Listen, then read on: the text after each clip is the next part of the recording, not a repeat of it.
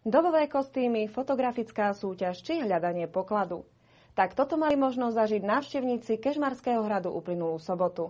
Svetový deň cestovného ruchu preto uvádzame takýmto zábavným popoludním. Oslava Dňa cestovného ruchu vyvrcholila aj na Kežmarskom hrade. Cieľom bolo vyhodnotenie súťaže Honba za pokladom Prešovského kraja. Predovšetkým sme chceli spropagovať najkrajšie miesta nášho regiónu. Chceli sme, aby ich ľudia viac navštevovali túto sezónu. A kto bol v tomto navštevovaní vytrvalý a systematický a do pasu hľadača pokladov získal 5 pečiatok zo zapojených múzeí a galérií, ten bol zapojený do súťaže. No a na základe hlasovania turistov sa Ľubovniansky hrad stal najnavštevovanejšou pamiatkou uplynulého leta.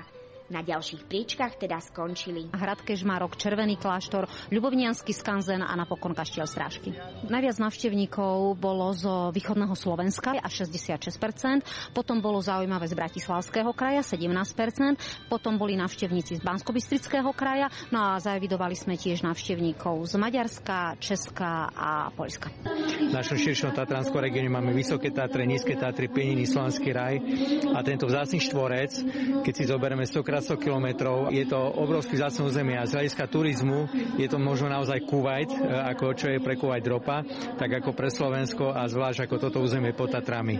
Takže preto Svetový deň ruchu je také prežitosť, aby sa stretali odborníci aj s verejnosťou a trošku ako spoločne to oslavili na jednom mieste. Napriek tomu, že sme umeleckou školou a s cestovným ruchom možno nemáme veľa skúseností, prispeli sme tým, čím sme profilovaní. Tej naši žiaci fotia všetkých turistov a hneď im súčasne aj vyrobia fotografiu, aby mali spomienku. Neodmysliteľnou súčasťou cestovného ruchu je okrem propagácie aj gastronómia. Svoje umenie tu tak predviedli 3 školy. Ako hotelová akadémia sa snažíme využiť súčasné nové trendy v gastronómii. Snažili sme sa dať do toho lásku, odbornosť. My dávame do grilovačky veľa lásky, máme skvelého kuchára, ktorý nám pomohol, takže si myslím, že naša bude najlepšia.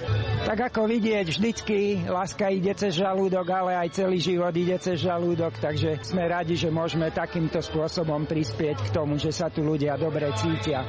No a aké sú tipy na grilovačku ešte počas babieho leta? Grilované špízy, pečené prasiatko. Grilovaný plesnivec s brusnicovou omáčkou. No ja som sa pridal v podstate ku hotelovej akadémii teraz Prešovskej, takže v podstate momentálne teraz sú to klasické špízy a klobáska. Môže byť aj flambovaná na slivovici. A zaujímavosťou tej klobásky je to, že je domáca a že vraj robil doma riaditeľ strednej školy hotelovej akadémie pán Šenko.